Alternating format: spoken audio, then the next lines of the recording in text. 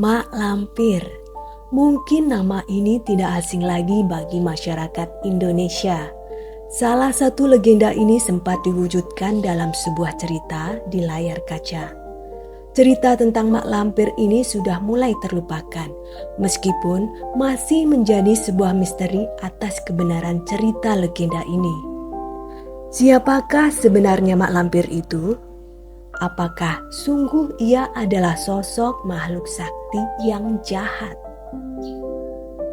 Mak Lampir adalah sosok legendaris yang berasal dari Sumatera Barat. Nama sebenarnya adalah Siti Lampir Maimunah. Kisah legenda Mak Lampir ini beredar luas di tengah masyarakat Indonesia dengan berbagai kisah. Kisah Mak Lampir ini bermula dari sebuah legenda di Sumatera Barat yang di sana terdapat Gunung Marapi. Akan tetapi, kisah ini diadaptasi menjadi cerita Jawa. Sosok Mak Lampir ini juga dikaitkan dengan kisah 7 manusia harimau yang juga merupakan legenda berasal dari Minangkabau, Sumatera Barat. Dalam versi cerita masyarakat Sumatera Barat, Siti Lampir Maimunah yang kemudian dikenal dengan sebutan Mak Lampir ini adalah seorang putri dari kerajaan Champa. Champa sendiri adalah sebuah kerajaan kuno yang pernah menguasai daerah yang sekarang termasuk Vietnam Tengah dan Selatan yang diperkirakan berada dalam masa abad ke-7 hingga tahun 1832. Mak Lampir digambarkan sebagai sosok gadis muda yang berparas sangat cantik. Ia jatuh cinta kepada seorang pemuda yang dikenal dengan nama Datuk Panglima Kumbang. Sebenarnya sang putri dan Datuk Panglima Kumbang saling jatuh hati. Namun, hubungan mereka tidak direstui oleh kedua orang tua Datuk Panglima Kumbang dan membuat sang putri sakit hati. Karena rasa sakit hati inilah yang kemudian membawa sang putri pada perjalanan yang membuatnya berubah menjadi Mak Lampir.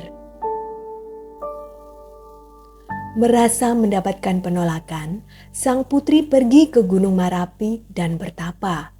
Dalam masa pertapaannya, ia bertemu seseorang yang sangat sakti mandraguna yang kemudian menjadi gurunya.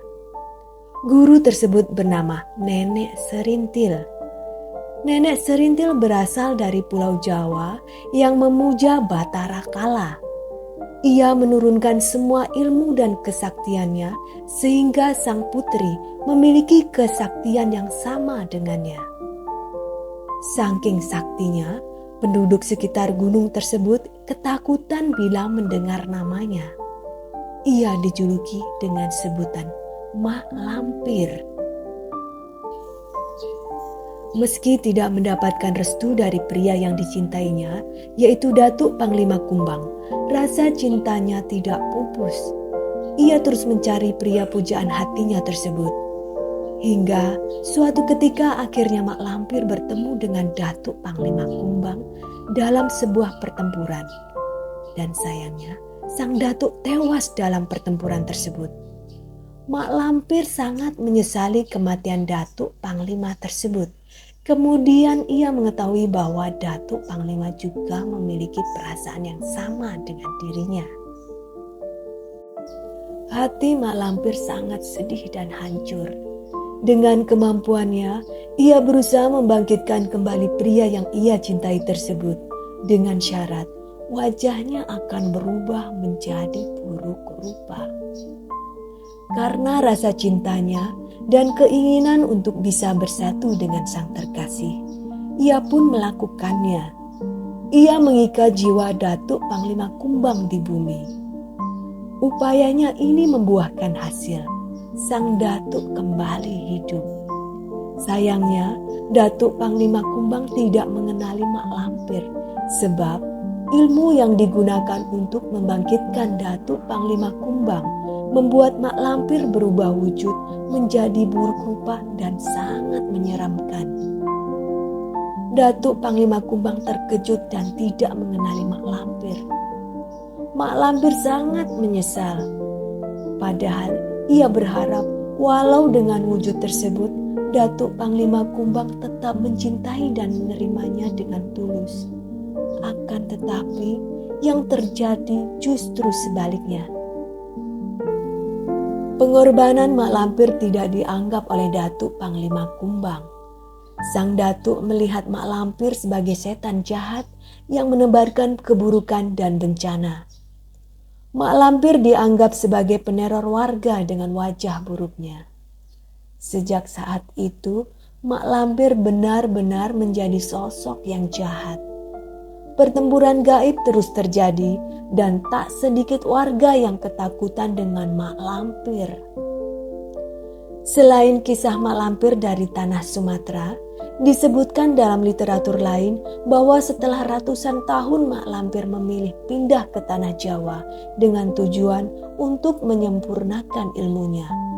Ia bersemayam di Gunung Merapi dan mendirikan kerajaan gaib. Ia bersekutu dengan iblis untuk mewujudkan ambisinya. Karena itulah Mak Lampir hidup ratusan tahun dan berubah menjadi siluman yang tidak bisa mati dan terus mengganggu manusia. Legenda tentang Mak Lampir ini sangat membahana. Namun, tentunya cerita ini tidak dapat dibuktikan kebenarannya. Apakah ini adalah sebuah mitologi masyarakat setempat? Ataukah memang sebuah cerita kehidupan nyata seorang manusia yang menjadi siluman jahat karena sakit hati atas penolakan cinta? Aku, Nada Dingdong, teman berkisahmu. Sampai jumpa.